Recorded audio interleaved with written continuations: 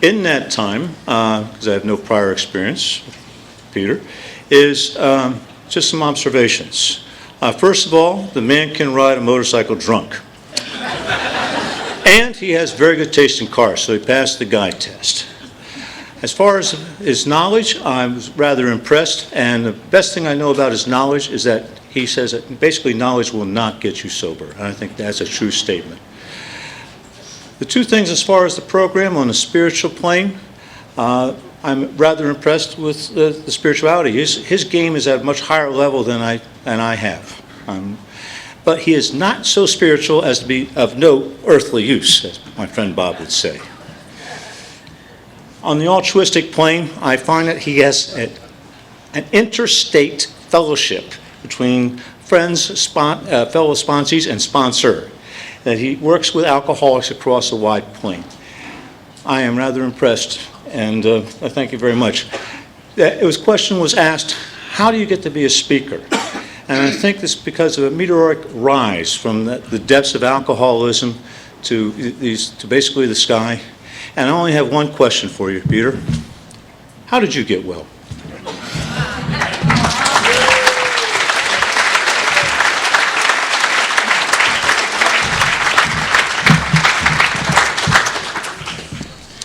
I love the countdowns, and I love the newcomers, because when they're saying 2 and 3 months, the newcomers are going, how many days is that? Divide by 4, carry to 3. Does that include weekends? My name is Peter, recovered alcoholic. Grateful to be alive and sober and part of a sacred place called Alcoholics Anonymous. And thank you to the committee for having me here. If I'm correct, we were supposed to do this a couple of years ago, and COVID ruined everything. So I'm glad to be back here. I'm grateful to Zoom, but this is so much better. I get on Zoom, I feel like I dropped acid and turned on the Brady Bunch. And it's interesting on Zoom too, man, because, you know, blank screens, and I usually get the guy walking around in his tighty whities ready to go to bed. You know, stepping into the shower with that. I mean, it's just, I've seen some, and you know what happens when you're watching that, your eye catches that, you have to watch like a car wreck, the whole thing.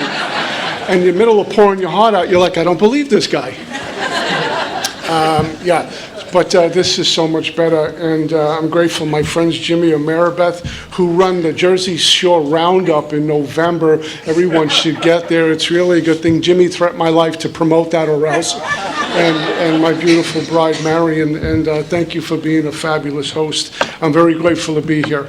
And thank you to the speakers who were before me, and I think Dane has the podium tomorrow morning, if I'm correct. Am I right? Yeah. June 23rd, 1988 is when a loving God separated me from alcohol. I'm very grateful for this gift of sobriety. I'm very grateful to so many things in Alcoholics Anonymous. This fellowship, which was a Band-Aid on an open wound when I got here in 1988. And the service that I get asked to do at the beginning, my sponsor forced me to do service. And so I've always had some kind of service commitment, group level usually, and very grateful to the recovery I found in this sacred big book, Alcoholics Anonymous. The longer I'm sober, and the older I'm getting, I've shared this from a million podiums, I seem to be especially grateful for the relationships.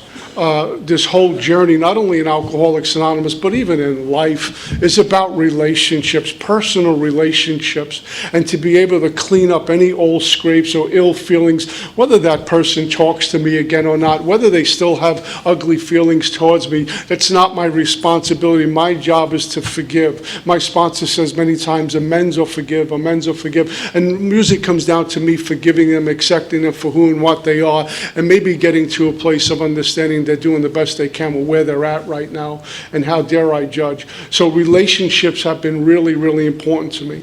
The other thing God has put on my heart for several years now is the importance of the removal part, which I usually leave claw marks in. For so long in Alcoholics Anonymous, I thought I needed to achieve something in here, achieve something out there, so I would be deemed as a better man, more manly, have the money, property, and prestige. Be the guy in Alcoholics Anonymous who has loads of information. Has to be the most spiritual in the room so you would say I'm okay because I felt so ugly about me. And what God has continued to do over and over and over again, I mean, I get to do this a lot, but God has kept me unattached from doing this.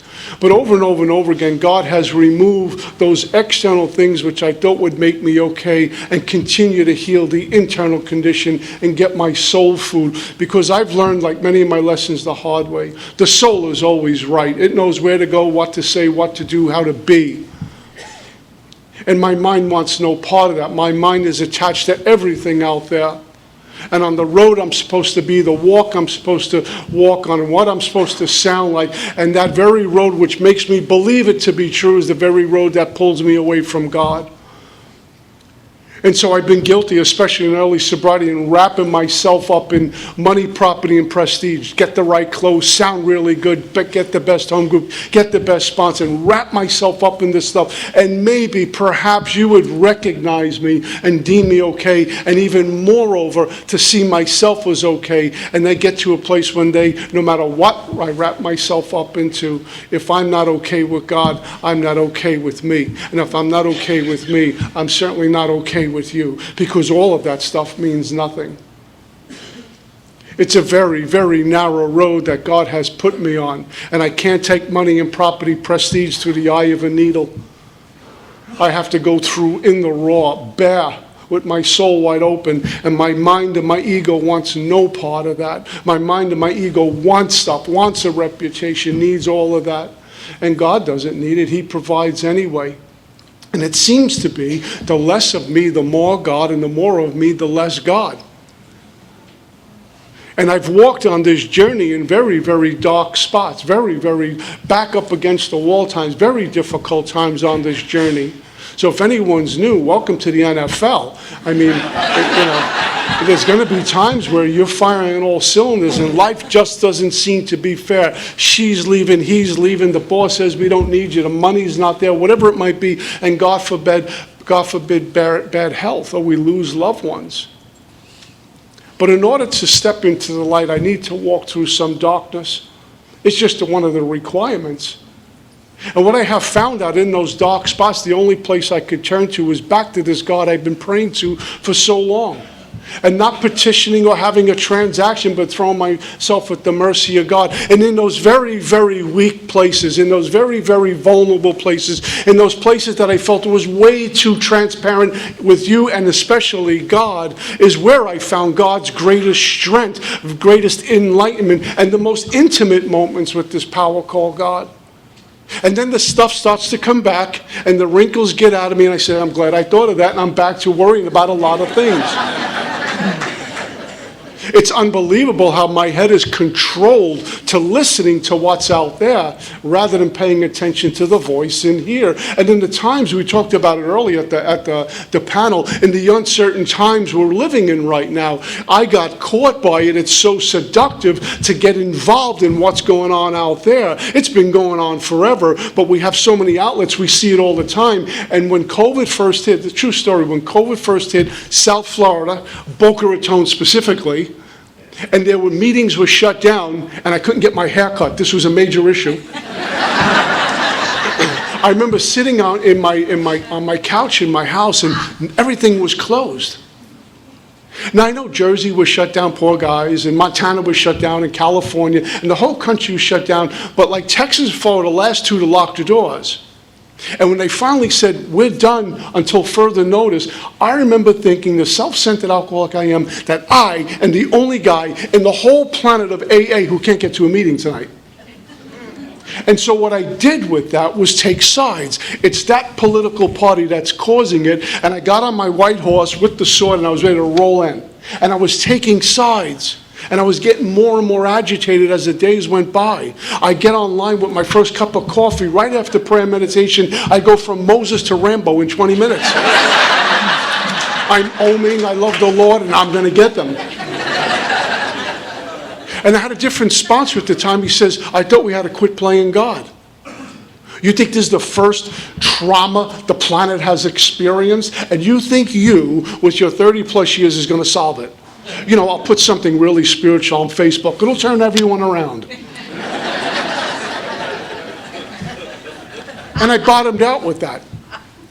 How could I possibly live a life of contemplation? How could I claim to be a contemplative person if I'm taking sides? It's impossible. I'm the biggest hypocrite in the room. And so what I had to do is go back to God again and ask him to please give me a spirit of acceptance to what is and to have trust in you. My prayer came like this: Father, I believe in you. Help me with my unbelief. Because faith, no matter how strong faith is, it's going to have doubt. No matter how strong faith is, it's going to have skepticism. And it's only good as the container it's in. I'm an alcoholic. There's a lot of holes in the container.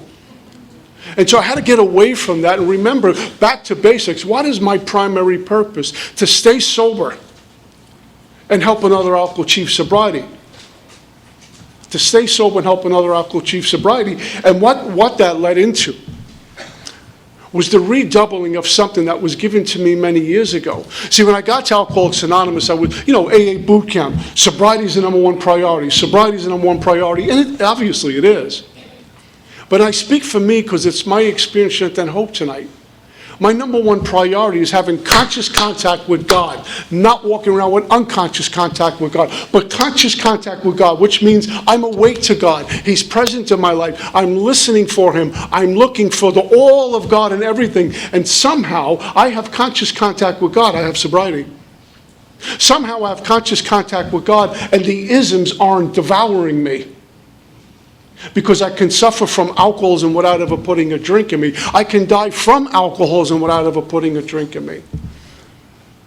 One day God's going to call me home. I'll take my last breath. I pray that I die with alcoholism, not from alcoholism. So I get this daily reprieve that really hinges on where I am with God. What's my relationship currently look like? Today even. If I wake up at 7 in the morning and I pretend I go to bed at 7 at night, that's a dozen hours. And if I give an hour in the morning and an hour at night, that's 10 hours I'm walking around interacting with people. How much conscious contact with God? How often am I turning into this power in order to go out? Because if I don't turn in, I'll go without. What does God look like in my life? And I'm very grateful for all the sponsors in my life and the sponsees who stress that to me. Because this mind, which is a four-letter word, is a predator. It is my Satan. It's attached to two things, before and later on. And if it's not perfect, it's terrible. And that's all I listen to if I'm not careful. Before and later on, I'm living in the wreckage of the future and the regrets, resentments, and remorse of the past, and I'm never here. While I'm here, I'm worried about later on or what happened before. And no wonder why at 6 o'clock in the morning, when I wake up at 5 to 6, and at 6 o'clock I'm already exhausted. I need a nap. I don't know about you. I wake up regularly at 5 a.m. My eyes have opened at 5 a.m. and haven't even rolled out of bed. And at 5:02, I'm in a heated argument with someone who died 30 years ago. And I know what the day is going to look like. At 5:02, I'm up 2 minutes. I know what's going to happen. They're going to say this, and I'm going to say that. And by the time I get to my meditation mat, it's about 10 after 5, and I'm full-blown Rambo. Now I got to go om and pray. The controversy, the hypocrisy that I can walk with so easily if I give this mind 2 minutes of airtime. Because it just begets more airtime and more airtime and more airtime, and it's seductive. And this mind has so much power because I believe everything it tells me to be true. I actually listen. What am I going to do now? I'll figure it out. If I go to a drunk with a problem, he says, let me think about it, I go to another drunk. Because if they're thinking about it and they have a similar mind to me, we're both going to get locked up. I have a home group. It's Alcoholics in God in Fort Lauderdale, Florida. We meet Mondays and Thursdays. You'll find me there almost every Thursday night, unless I'm on the road. It's my favorite place to be. I look forward Thursdays to get to home group. We have a great mixture of folks there. It's fabulous. And we have a rotating 12-step series there. And it's just great to be there on a Thursday. The fellowship is wonderful. I also have a sponsor. He's with me now about 6 months or so. Bob Bazan's out of St. Paul, Minnesota. And he kind of reminds me of an old sponsor, my gentleman from Colorado, where we get to have these really neat conversations. I was brought up in Alcoholics Anonymous with a lot of rigid men, really rigid, and I needed that type of discipline. At the panel this morning, I was sharing how they would tell me what to do. This is what you need to do. And there was no negotiation. And maybe someone with 20 or 30 years doesn't need that hand. But when I was new, I needed that because, as our book says, completely undisciplined. I needed a sponsor to tell me, you're going to go home and do this, and then you're going to go to sleep, and then tomorrow morning you're going to call me, and you go into that meeting, okay, God, I got my marching orders. This is important to me. And they did that with inventory and this big book and all of those things. I don't know if I'd be here if I had different type of teachers. I was attracted to the bulldogs, the drill sergeants in AA. It's what I needed. It wasn't for everyone. But at some point I learned I had to spread my wings. I had to be able to talk and not be drilled right back into inventory, because here's what I found. I know a lot of folks who are in this book like I am and are really into mechanics, but they're wound up tighter than a Major League Baseball, and that's not what I want to be. What my job is to experience the freedom that this book talks about, to be able to experience the freedom that God's offering and not be wrapped up into I screwed up again, let me write more inventory. Because what happened to me at some point with about, I'm going to say maybe a dozen years sober, I started to worship the book and the mechanics rather than God. And I would sit in the back of the room and critique the speaker. They misquoted the big book, banned them from AA. They didn't extend that third column, oh my God. And I'm the one who was the issue. So I'm very grateful for all the sponsors I've been put in my life, and they all drove me back to the power that's keeping me sober all along. I don't fall victim to the belief if I do the steps, I'll stay sober. If I do the steps, I'll experience the power which is keeping me sober all along. For me, and I just speak for myself, Alcoholics Anonymous, this whole journey we're on, this whole movement is about experiencing this power called God, getting a drunk, putting him in your hand, taking that hand and putting it in God's hand. This whole thing is about a God relationship. And not that I'm God or any of us are God, but together we reflect his love and mercy for another sick and suffering. I need to remember those things and stay out of the judgment seat and quit playing God's role. And I get to experience a whole bunch of freedom here. And it doesn't mean my external world, I have a whole bunch of money because I live in Boca Raton. I don't. Or I have a fancy car, I have a nice car, but it's not new. I live in a really nice place, but it's not a palatial estate. I don't live on the water. But I live in a home with someone I adore. And I'm a member of good standing, thanks to you and Alcoholics Anonymous. I do have a home group. I have a sponsor. I sponsor a whole bunch of men. And God has given me a purpose-driven life. I have a purpose in my life. It isn't what I do for a living. That's part of it. But God has given me a purpose in my life. I wake up in the morning and I got stuff that he needs me to do, that people are depending on me to succeed with. That's important stuff. Because when I got here in 1988, I was clueless, literally clueless. I didn't even know who Bill and Bob was, let alone what I'm going to do with the rest of my life. June 23rd, 1988, God separates me from alcohol. On that particular day, I had been through 6 treatment centers. And on that particular day, I had been living in the streets for quite some time. I was living in an abandoned building, in the back of this hallway of an abandoned building in an area in New York City called Alphabet City. And back in the day, it was a really, really sordid spot. There were junkies and winos, and the crack scene hit and really blew the neighborhood up. The only folks who lived there in the projects were folks who couldn't get out. They didn't have the resources to get out. And it was a really bad scene. They had something called Operation Pressure Point, which meant the cops can just sweep the block and take you away. We'll figure it out at the gas station, at the police station. So it was a really bad time, and I'm running through the streets. I lost contact with my family. No woman in her right mind would even fly over me, let alone have a relationship. So I was out there, and if you've been in that life, you know exactly what I'm talking. Living on the streets and trying to feed this monster. I couldn't get enough alcohol in me to stop the pain. I couldn't eat enough pills to stop the pain. I was basically drinking to breathe at this point. I had some bouts with non-conference approved dry goods, and after my 5th treatment center, I walked away from that stuff because it was killing me, and I thought I can handle the alcohol and the pills, and it devoured me. But in June of 1988, I'm taking up residency in the back of this abandoned building. I, at this point, weighed about 130 pounds when I checked into my 7th treatment center. I'm like about 200 right now. So, I had that look, that pasty gray look, the sunken eyes and skin and bones, and I'm urinating blood, I'm running around with hepatitis C, and I'm in serious, serious trouble. I'm dying from alcoholism. And the day before, I was still trying to figure out how I can experience no pain, how I can control and manage this, and maybe the next day will be better. But something shifted on June 23rd, 1988. Now, I heard my sponsor say a million times how he was surrendered. And I had to ask him about what that meant, and I get it now.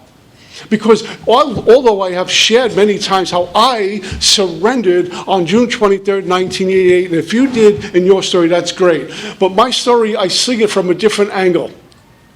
I didn't have the ability or the insight or the courage to surrender.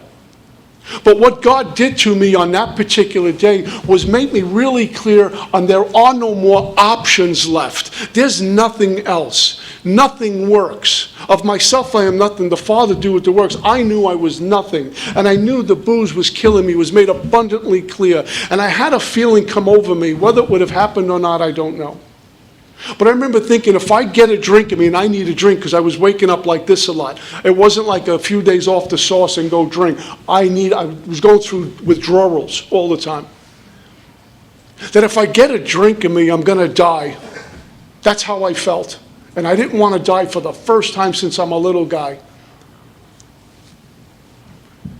And if I don't get a drink in me, I'm going to die. And I was at that jumping off place. I did not know what to do. And this very same God, I'm a cradle Catholic, this very same God who I despise and loathed because he took my mom from me when I was 14 years old. She was one of us and addicted to narcotics and a lot of mental health problems. And after about half a dozen times, finally succeeded in taking her own life when I was 14. And I blame God for that. I blame God for giving me this tough guy dad. I blame God for everything. And I despised him. I hated him. I was never an atheist. But I hated God. God was for women and children and people who were sick, but not for a real man. I wanted no part of this. It was a sign of weakness if I prayed to God. And I had too much anger and contempt for him. But on June 23rd, 1988, I didn't know what to do anymore. And I was truly from the soul, not from the head, because the head is fickle, the mind is fickle. Today I want to be spiritual, tomorrow I'm not so sure. I like God's will, I like mine a little bit more. The mind is fickle. I look at someone awakening in Alcoholics Anonymous, and says, oh my God, that's beauty. Look at the transformation that person's happening. I want that. And the mind says, well, maybe not today. Start Monday, I'll do that. When the soul speaks to us, we can't get away from it. It's the calling.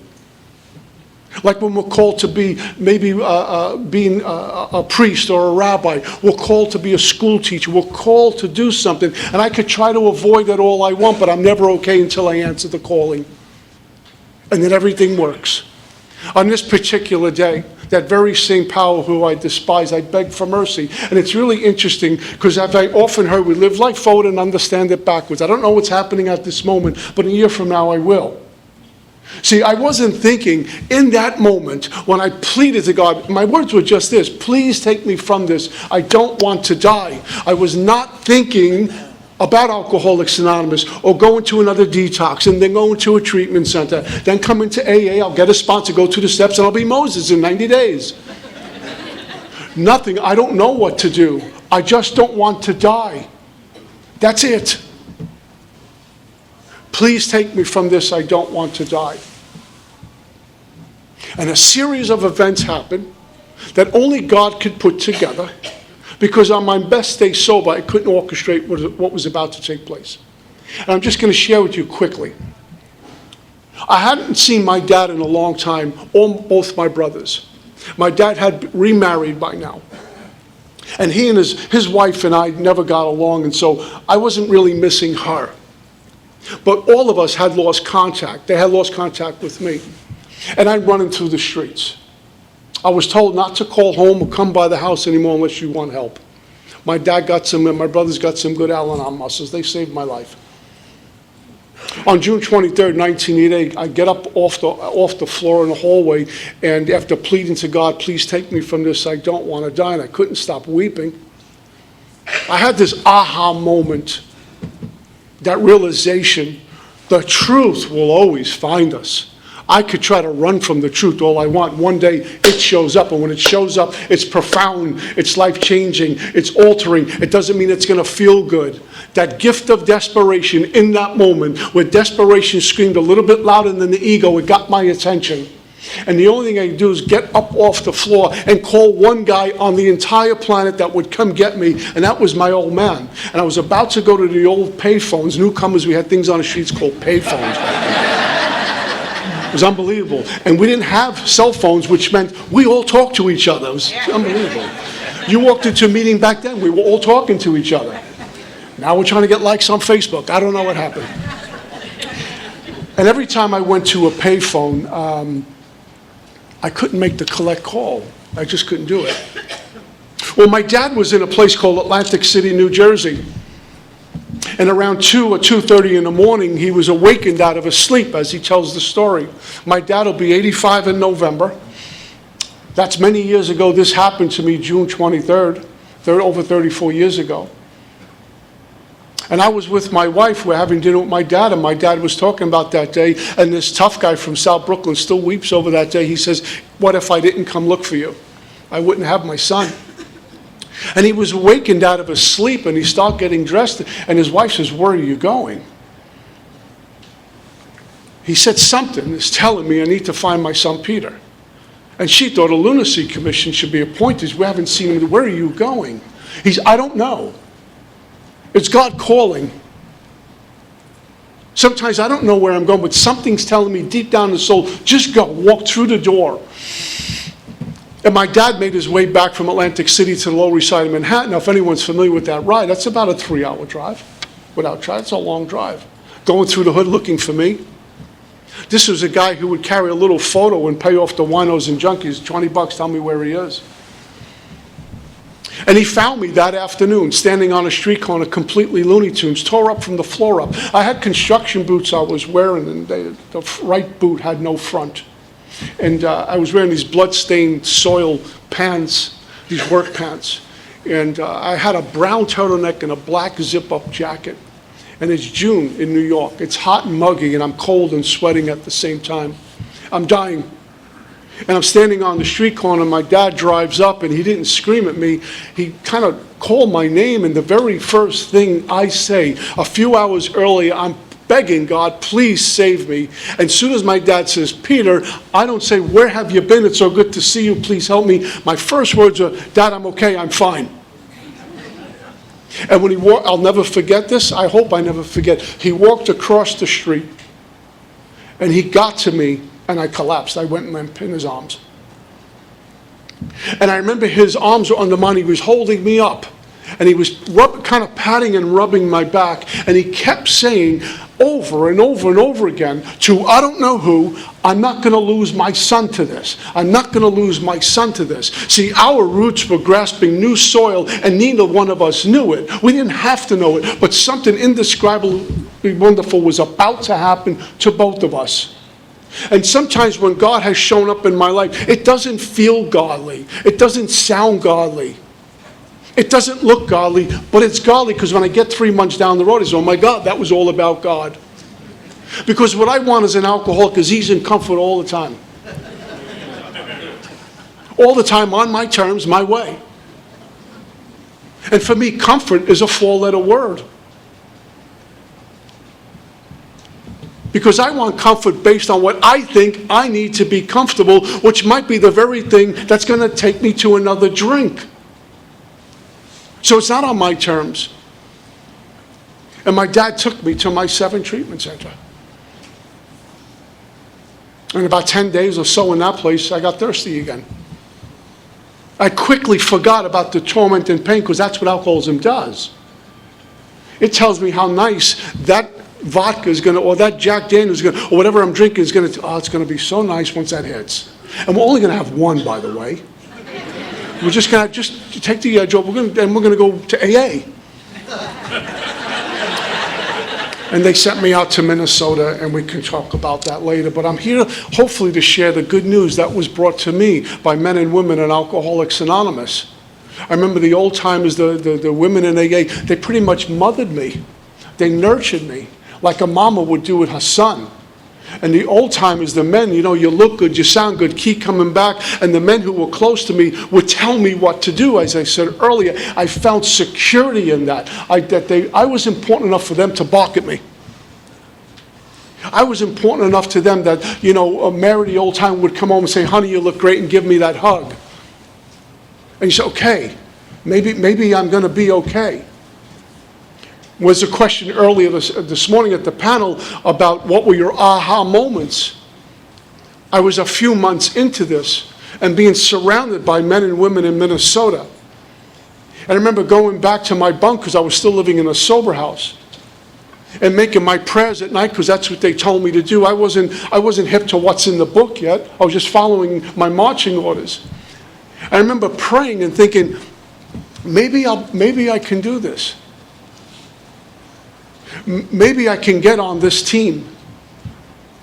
Maybe I'll be okay this time.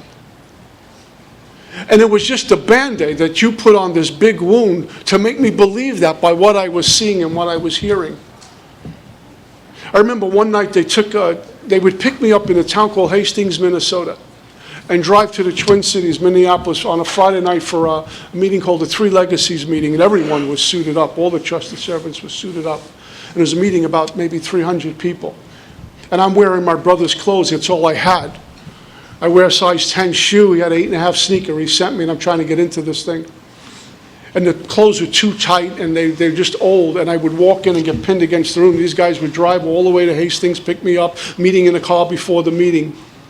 And then we walk into the meeting. They introduced me, a lot of people, to the back of the room. I couldn't sit up front. Look at me. I'm embarrassed of who I am. And after the meeting, they go to the diner. I remember one night, I'm saying, the first time they asked me, how am I going to go to the diner? I'm telling myself, I have no money. These guys are going to eat. I'm embarrassed to tell them I have no money. And one of this guy, Kip, said to me this, something that resonated deeply with me. And it was a very familiar phrase because it's kind of like a New York phrase, a Northeast phrase. It says, it's okay, you're with us now. And I knew what he meant by that.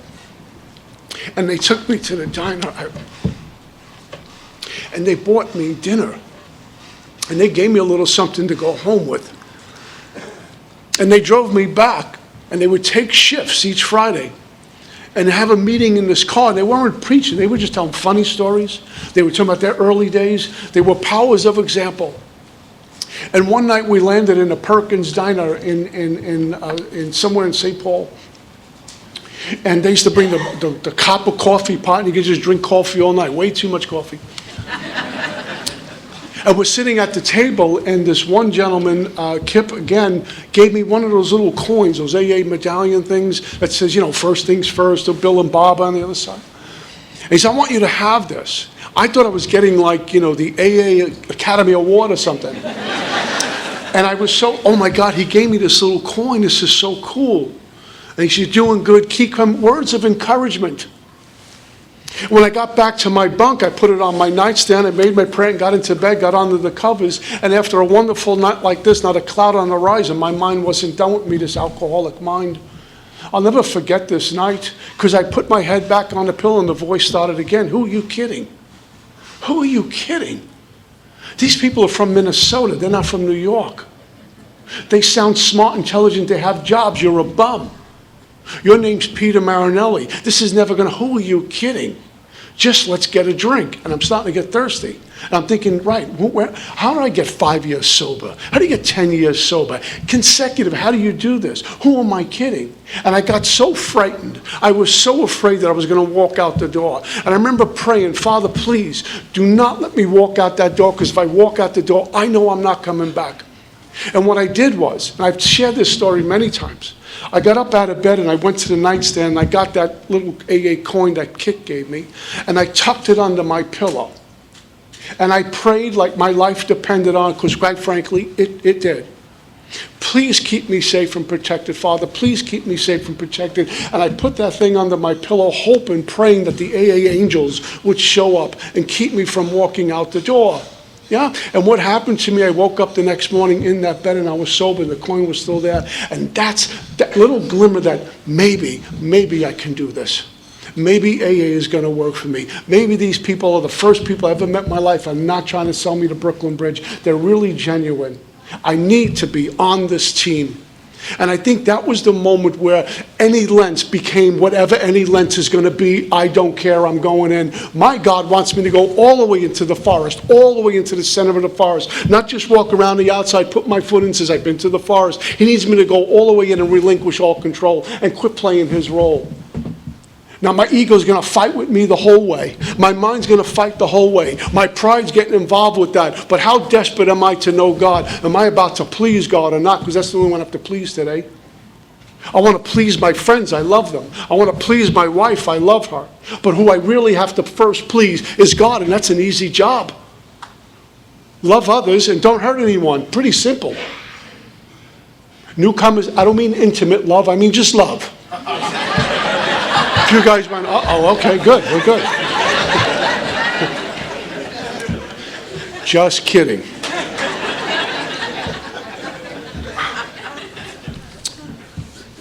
I grew up not too far, well, a few hours from here, Brooklyn, New York. You can tell by the way I speak. Do I owe you money? I probably owe you money. Okay. Amen. Anybody from Brooklyn here? Yeah? Okay. All right. Make yourself at home. Hit somebody.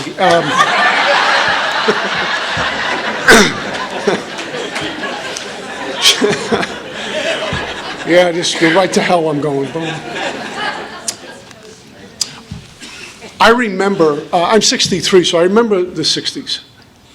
And I really remember the 60s, maybe more than some other guys my age growing up, because I was into music, really into music. God gave me a few gifts. One of them was music right out of the gate. I remember my family talking about the school called Juilliard. And my dad was a tough guy. Music was like a waste of time, but he knew I had something, so he was even convinced of this. I was a drummer. But I was a type of a kid growing up, a musician, where if you gave me a clarinet or a saxophone and left me alone for a week or so, I figure it out. It was just one of these things. I just knew how to do it.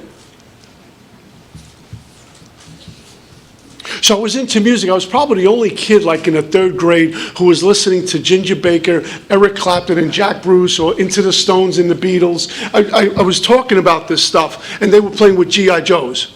I mean, I loved Mickey Mantle growing up, but music it was a whole nother thing, and I wanted to be a hippie growing up.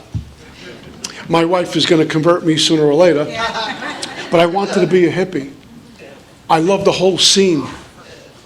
It was before MTV and disco ruined everything, so we were listening to rock and Motown. And I remember the 60s, guys would hang out with the girls on street corners. That's what you did in the summer. 30, 40, 50 people hanging on the corner with a little radio listening to rock and Motown, drinking Colt 45 beer. It was a scene, especially in the summertime. And I was really into it. I was watching what was going on. I knew the musicians. I was already taking drum lessons in a music studio, so I knew about music. I knew the phrasing and the lyrics. And so the older guys kind of took me under their wing. And I watched the effect being produced in them by drinking Colt 45 beer. They seemed to be joyous, happy, and free. They were roughhouse and flirting with the girls, and it was just a scene on a street corner in Brooklyn, New York. And I wanted to be like that. But no matter how many attaboys I would get, no matter where I went, there I was. It just wasn't enough. See, I have at home at the time a mom who was full-blown alcoholic and in and out of psych wards. And in January '74, she finally succeeded in taking a life, and my life changed on a dime. This God she told me to pray to and loves me and all things are possible with him, I believed it was one big fairy tale, because where was God when my mom took her life? And I was stuck with a guy who's cunning, baffling, and powerful. I call him Dad. If anyone's ever seen the movie Goodfellas, that Robert De Niro character, I mean, that was my dad. That type of guy. There was no time for tears in the house. There was no time for sentimentality. Be a man. Grow up. I don't know how to do this. And I'm crushed. I couldn't get my head around what just happened. My mom's gone. How did this is unbelievable. I have no GPS. I don't know who to be angry with. I'm told not to cry. Don't talk about it. I don't know what to do. Between ages around 8-ish to 10, I'm being sexually molested by someone who I always refer to as a distant relative. And I was threatened, if you tell anyone, bad things are going to happen to you. So if anyone knows, and my Al-Anons know, when you live in that kind of household, when you got an alcoholic person, you lose your voice and your identity. It's about fixing the drunk. No matter what you do, okay, we'll get to it later, and you just kind of go along. And I got this deep, dark secret, and that's eating my lunch. The dirty, violated feeling, I can't tell anyone. And I can't stop this from happening. I don't know where to turn. I can't tell my friends. I'm embarrassed to even talk about my mom's alcoholism. And the scenes, many unhappy scenes in our sumptuous apartment when my dad could not take it anymore. There were times when my mom wasn't coming home at night. And the fights that would go on, we'd be sent to our room and we could hear them screaming. And my dad was just pleading. My mom's name was Josephine. He would say, Joe, please just get better for the kids. You know how many times my dad told me, please get better for your brothers? I didn't understand why my mom couldn't get sober. I do now as an alcoholic. I want to not drink, but I can't. I want to get sober, I'm too afraid to. And so when I showed up to a street corner at 14 years old and all this activity is going on, I got to get in there, but I felt really just inadequate.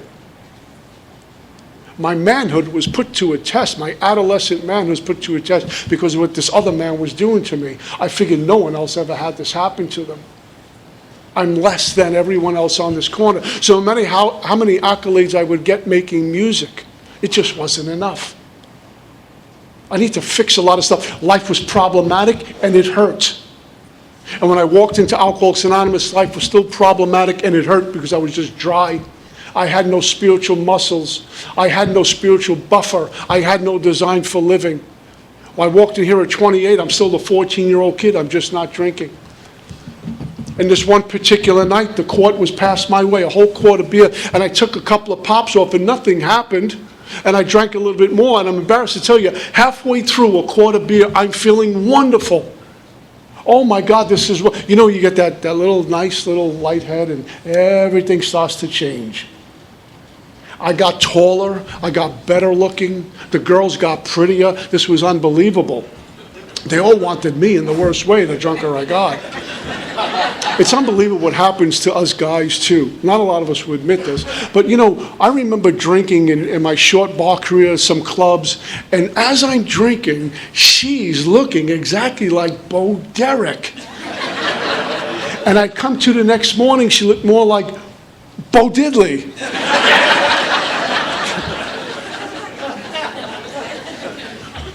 But I was drinking that night and it was wonderful.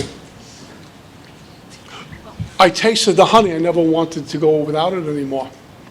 I remember when I finished that quart of beer, I could feel drunk. This is what they're talking about. I'm drunk. I can feel it. I'm numb. And I like it. I'm happy. I'm looking at the world through that drunken thing we get.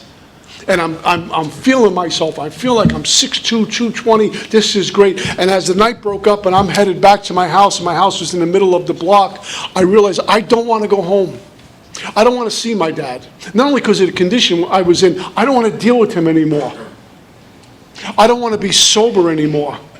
And the thought of walking into school on Monday morning, that's not happening. I never want to be sober again. I tasted the honey tonight. I want to be drunk for eternity. I love the effect produced by it because life is not hurting. Those bitter memories are put aside. I'm present to the moment. I love alcohol. I had no idea I stepped onto a road called craving, obsession, and spiritual malady. The craving, I would get stuck in more all the time. For years, I'm stuck in more. I need more. I'm a glutton, I need more. You just got in trouble, I need more. Go to the next room, throw up, come back, I need more. And I can't get away. And I got to the point on this journey where I know this is killing me, that I still can't get away. I woke up the next morning, it was fine the next morning, there was no hangover, I wasn't sick, I remembered everything, and I wanted to capture that elusive feeling one more time, just one more time, I gotta get there, and I tried to get there for the next 15 years, and I kept getting worse and worse and worse, and the trapdoors have trapdoors. My younger brothers looked up to me. I was a good little athlete, good in school, never really in trouble. And I was the kid in the neighborhood who was gonna make it out via music. I was like the talk of the town in my neighborhood. I'm going to make it out. I'm going to get somewhere via music. And my brothers would walk with their chest kind of pushed out. That's my brother. By the time I got to my 7 treatment center, my brothers wanted nothing to do with me. I was sharing a story the other night at home group. My youngest brother was attached to me at the hip. I took him on a few dates with him. He came with me because my dad was out and he was always feeling alone. This big strappy kid was like a little teddy bear, and he was always afraid. And my family moved to Brooklyn, from Brooklyn to Staten Island, New York. Why, I don't know, but that's where we moved. I don't know what my dad was trying to do, get away from my mom's dying, I don't know, but he bought a house out there. And my brothers didn't know anyone. And they were used to me making friends for them and following me around and getting in front of anything, any kind of trouble. But alcohol took over my life, and I was going over the bridge into Lower Manhattan. I was hanging out in the city all the time. And my younger brother was heartbroken. I remember coming home one afternoon, and I saw my brother sitting on the steps, and he was fidgeting, a nervous wreck. His legs were going back and forth, and his hands were, and he didn't know what to do with himself. He was just sitting on the steps all alone. He had no friends, and where was his older brother? And I drove up, and something told me, he says, his name is Anthony. He says, Anthony, let's go for A&W root beer. And we drove down the boulevard, and I used to bring the burgers out to the car, and we had a nice icy mug of root beer, and we were talking, and he's talking 100 miles an hour because he has his brother in front of him finally, and he doesn't know what else to say and how much he has to say, and we're just talking and talking and talking. And my kid brother was expressing in his own way, as a little kid can, how much he missed his older brother. I was failing as a brother. My brother's an adult now. My brother's about 57 or 58.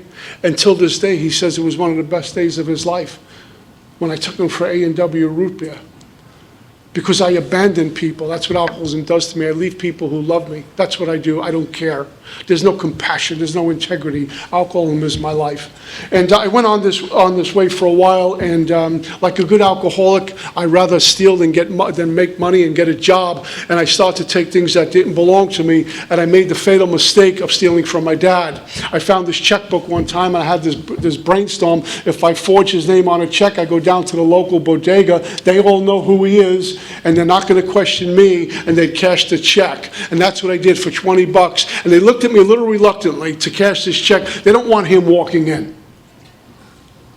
And I buy beer. I get the money, go to the liquor store, whatever I had to do. I thought I hit Powerball. This was great. I had my own ATM. But I'm about as sharp as a bowling ball at this point because I don't know anything about checking statements. See, I figured if you cash a check, it kind of just vanishes into space. No one knows about it. He'll never know. I'm an alcoholic, which means I will pay any price tomorrow to see comfort right now. I'll figure it out tomorrow. I'm an alcoholic. What my alcoholism does, in order to breathe, is take my life. And you see it except me. And my dad got the checking statement back. I called home one day. My brother says, what did you do now? The old man's looking for you. This was not going to be a good day when he found me. And I remember thinking, what is his problem? He has plenty of money. It's a couple of $100 I took. What is the problem? I couldn't touch, I stole. I couldn't touch dishonesty. But what I was in touch with, what is his problem? And be my inconvenience right now, because now I have to deal with him. And I was sitting in a car, I don't know, it was a week later, a few days later, across the street from the Brooklyn Bridge in Lower Manhattan with this young lady I had met the night before. I'm in love, or stalking, whichever you prefer. And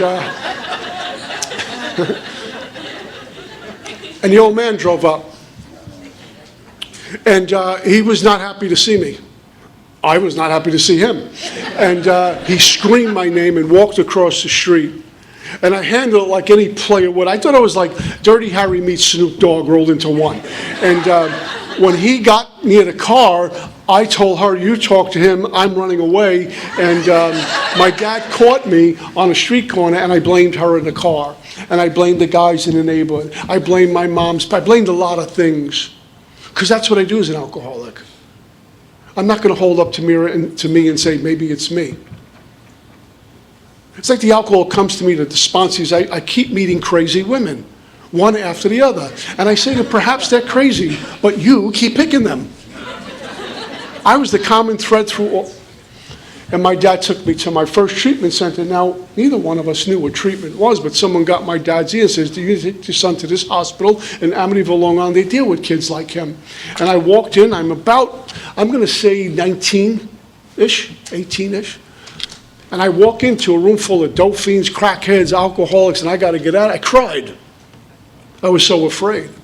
I did the 28, 30-day thing, not conceding to my innermost self I'm an alcoholic. I'm not like these people. I just don't want to deal with my old man. And I was out and got drunk in an hour. And here's what I want to tell you. I've been through 7 treatment centers, yeah? In my first 6 treatment centers, what I managed over a whole number of years, 6 treatment centers, was 2 days of continuous sobriety. That's what I do. I was either drunk or in the pursuit of hustling money to get drunk. Wasn't a 30-day guy, a 60-day guy, a 90-day guy. I was no guy. I was drunk all the time. And I got into the narcotics, and that had me in its place all the time. That's what I did. Get released ROR, you think you'd go home and say, I got to get away from this. Get released ROR, right to the cop man, right to the liquor store. I'll figure it out tomorrow. I will pay any price tomorrow to seek comfort right now. I don't want to feel uncomfortable. And my mind only, which is where my alcoholism lives. And I make my 3rd, 4th, and 5th treatment center.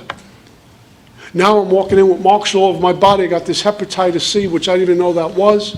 And I can't stop drinking and doing other things. My family wants no part of me. My brothers are humiliated by my actions. I was stealing from my brothers. One of them was a waiter. And he would make his money and leave it on his nightstand and go to bed. And I knew that. I got his routine down. And one early morning, I'm sneaking into the bedroom. I'm so almost embarrassed to say this. My kid brother, who worked a whole bunch of hours waiting tables and is putting himself through college and all this stuff. I sneak into the bedroom, and I'm taking a $20 bill out of there. And I hear my brother say, what are you doing? I couldn't come up with a good excuse. You know, we think quick. I didn't know what to say. Busted. And he proceeded to unload on me. Why don't you just go die and do us a favor? It's from my kid brother telling me this. But that wasn't enough to stop. Father, the emotional appeal is never going to work. And I left angry with him. I spent 9 weeks in my 5th treatment center, which was unheard of back in the day. It was a 30-day model back then. But they said, you can't go home yet. You need to stay here for a while. We need to work on you. We need to be convinced you're willing to go to any lengths. Stick around. They held on to me for 9 consecutive weeks in an indoor, inpatient, lockdown treatment center, which nothing went in or out without staff permission. So after living like that for 9 weeks, you know what? I'm bathing regularly. I'm shaving. I'm washing my hair. I'm eating. I'm going to group. They're taking me to the gym. There's a gymnasium in this place. There's tennis courts on the place, and I'm treating it like I did 5 years in Attica or something. And after 9 weeks, they says, we need to discharge you Saturday. So I called the girlfriend who was running with me. Honey, I'm coming home. I've done my time. And I get discharged. And as soon as I hit the fresh air, all those voices woke up. All the voices of what I'm supposed to do, where I'm supposed to go, who I'm supposed to be. And I noticed life was going fast. In treatment center, it's nice and quiet, little cocoon, it's easy, it's soft. They tell you what to do. How are you feeling today? Talk about your feelings today. Do you feel sad today? Let's have a group for you. Out there, no one really cares. No one really cares. It was going way too fast. And I'm getting uncomfortable by the minute. And one of the voices, by the way, I work in treatment, so I'm making fun at the industry I'm in. If anyone's in that field, I'm not taking a cheap shot, please. One of the voices said this, we need a drink. We need a drink right now, take the edge off. Can't get a drink, get a bump, get a pill, get something, just take the edge off, and we'll figure out what we're going to do and get to AA meetings. I have no money, I don't know what to do, and I can feel the anxiety in my chest. And I'm vibrating again. I'm getting more irritable by the moment. And so what do? I call my dad, and he reluctantly says to me, come home. And I make my way from Amityville, Long Island, all the way to Staten Island, New York. I heard in Alcoholics Anonymous when I was new, it's called white knuckle sobriety. I didn't know what that meant, but I do now. More than restless, irritable, and discontented. Bill's being kind when he writes those words. I couldn't sleep, I couldn't eat, I couldn't do anything. My dad's remedy for every illness is pasta. Come eat something, I can't even look at it. He's trying to have a conversation with me out on the back deck, and I can't do this. I got to get out of here. Coming here was a big mistake. I need a drink right now. And I waited till Monday morning, and I snuck out of the house really early, and I like to share the story because for me, I had to meet my demons eyeball to eyeball. Pardon me. It was way beyond conceding to my innermost self. I had to touch, if you will, what I'm up against, my alcoholism. Doesn't mean I was going to stop. But I had to get a really good grip on what is up against me. And I took a car that didn't belong to me. I drove to the other side of Brooklyn, South Brooklyn. And I parked the car, and here's what my mind said. We're going to get 1 pint of whiskey. We're going to buy it. We're going to drink it. And we're going to drive home to Dad's house. It's going to be great. Everybody's going to the city for work. You'll be going the opposite way of traffic. It's going to be absolutely beautiful. Pint between my legs, drinking, driving, no problem. It was a setup. No one's open. I'm pacing up and down on the sidewalk with me, waiting for the liquor store to open. I'm getting more and more agitated. Now, here's what happens. My body is sober. My body does not need alcohol or any other mood, mind-altering substance. My body is sober. As sober it's ever going to be. I had no post-acute withdrawal. I had no craving. My body was a sober body. The mind was another story. The mind, the obsession was so loud and so strong that I began to feel like physically I need a drink, and I didn't. So now by the time the liquor store opens, I'm vibrating, I need a drink. He opened, I went and I bought a pint of whiskey, I come back out, Mickey Mouse pint of whiskey, and I begin to drink it like my life depended upon it. The setup and the ambush. I finished a pint of whiskey. I can breathe again. I'm functional again. I'm back in the saddle, I'm in control again. But I never made it to the car because I'm an alcoholic and I needed to go back in there and buy a second pint of whiskey. That one seemed to scream louder than the first one, and when I'm really drunk, it's interesting how that third and fourth drink is even more powerful than the first one that sets me up in the first place. And I went on one of the worst drunks ever. I got arrested a few times. Thank God for my dad's money and connection. I never went to prison. And the trapdoors have trapdoors. And I don't know about you, when I drink, I like to get drunker, and the drunker I get, I like to eat pills back then. I want to get like Pink Floyd says, comfortably numb. I don't want to feel anything. I don't want to hear anything. I just want to get in that cocoon because life is just too problematic. It hurts. I don't know how to do life. I don't do life on life's terms. I need a double vodka to do that. I need some substance to do life on life's terms, and I need more of everything. Life on his terms is simple and easy and inclusive. Yeah. And I walked into my 6th treatment center, and I walked out after 36 hours because my mind convinced me what a bum I was. I'm better off dying. And I tried to do that in some flea bag motel in Staten Island, New York. I ate a whole bunch of pills and washed them down with Jack Daniels. I got into bed and waited to die. And I realized at that point, something I never saw before. When my mom went that way, the men in my family said things like this. It was the 70s. Old belief system that said, men are stronger than women. Men don't commit suicide. I thought it was a gender issue.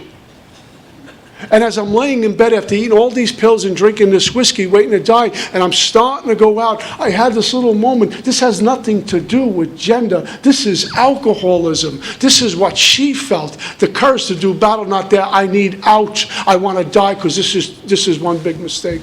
And God interrupted my death. And I landed on the streets. There was nowhere else to go but on the streets. And I did what I do on the streets to survive. And then June 23rd, 1988 showed up, and my life changed forever. That family that was ripped apart little by slowly has been put back together.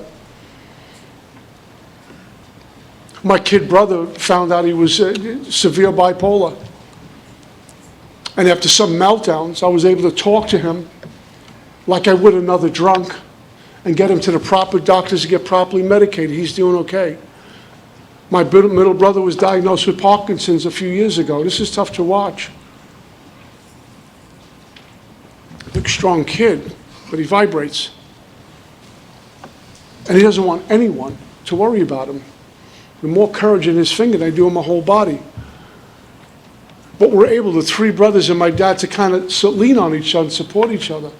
I remember I came home from Texas doing one of these things, and I was living in New Jersey, and my dad, the phone rang. My dad says, "Where are you?" I said, "I just got in." He says, "Can you come to my house? I'm with your brother. I don't know what to do with him."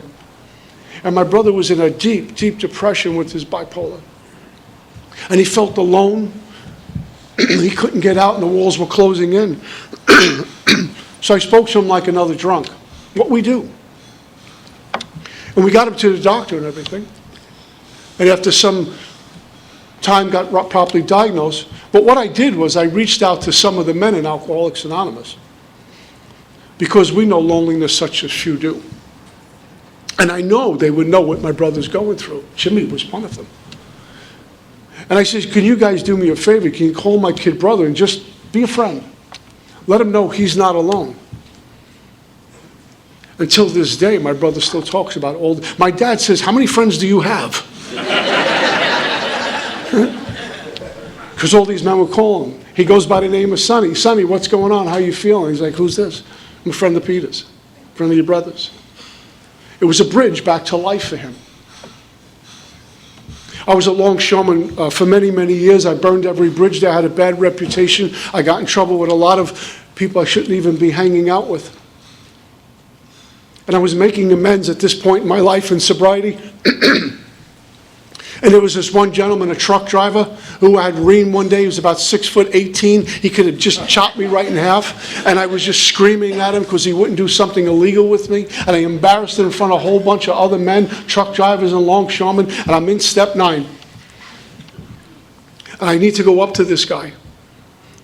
And I went to him and I began to make my approach and about to make amends. And he gave me a bear hug. I'll never forget. He lifted me up off the ground. He said, "It's okay, kids, you were sick." And he said this to me. He said, "You don't know this, but me and your pop have been friends, childhood friends. I remember when he was dating your mom. I remember when he would come tell me when we were sitting in the diner before work, I don't know what to do with my son Peter. I don't know what else to do with him." And he would look so sad. He says, "What your dad does now when I meet him for coffee, all he does is talk about you."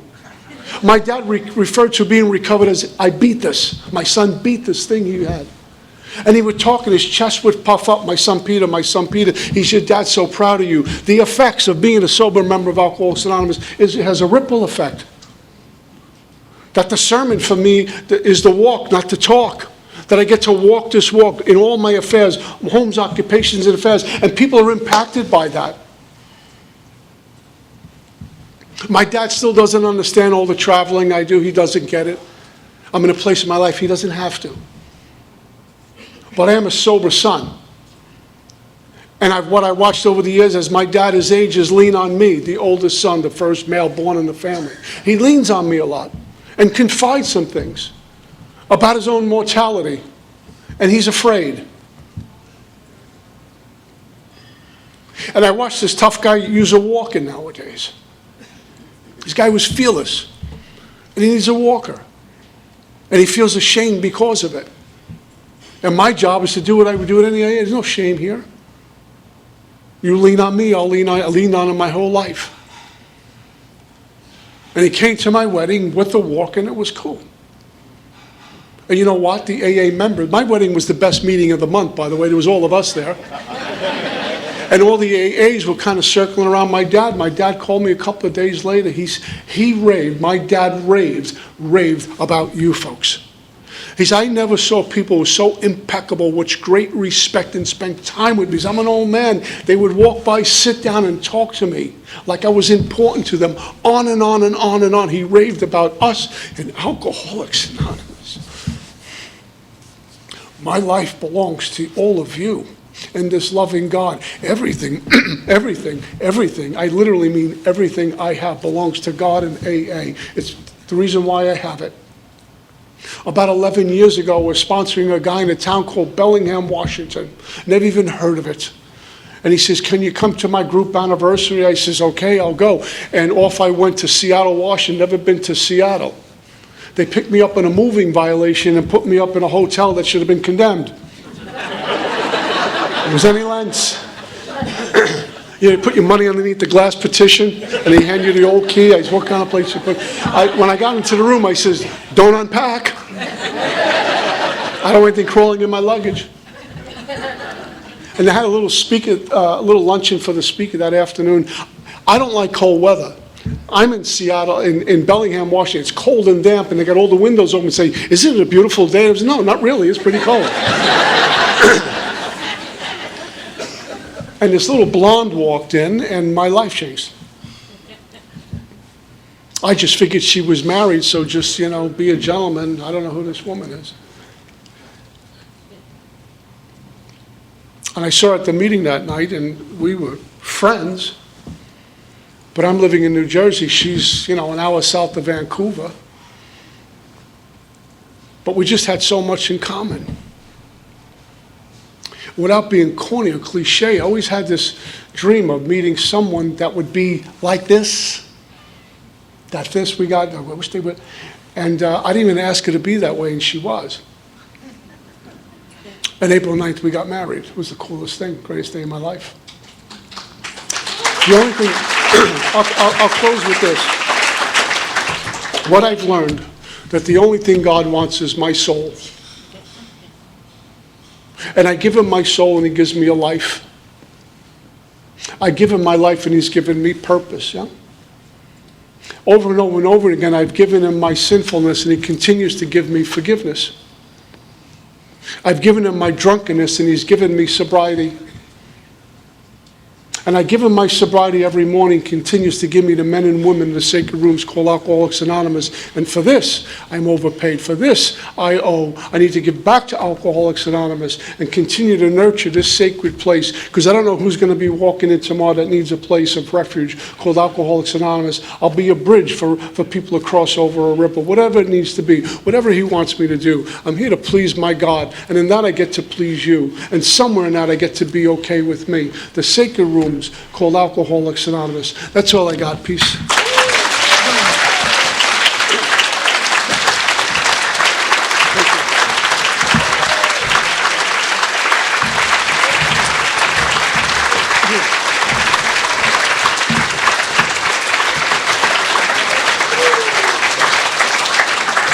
Not so fast, young man. First of all, we have a token here for Son of the Spirit for you. Thank you. Very And cool. Thank you. put this in a nice box later, it'll ship well for you. And a little token as well. So a little gift Thank bag. you very much. I would like to say that that was extremely powerful, Thank you. and I am honored to have hosted